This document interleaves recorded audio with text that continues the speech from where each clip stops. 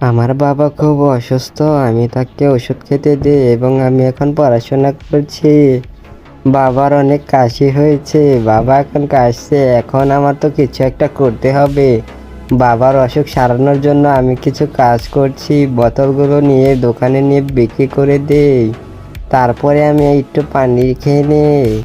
পানি খাওয়ার পরে আমার মুখ থেকে বাবল বের হচ্ছে। তারপরে আমাকে এক সার্কাসের লোক দেখে, তারপরে তার টিমে আমাকে জয়েন করতে বলে এবং আমাকে সার্কাসের কিছু নতুন নতুন ট্রিক্স শেখায়। তারপরে সেটা শিখে আমি সার্কাসে যাই। সার্কাসে যেয়ে অনেক মানুষ আমার শোটি অনেক পছন্দ করে। পছন্দ করার পর আমাকে আমার সার্কাসের মালিক আমাকে কিছু টাকা দেয়। সেই টাকা দিয়ে আমি আমার বাবার জন্য ওষুধ কিনে নিয়ে যাচ্ছি।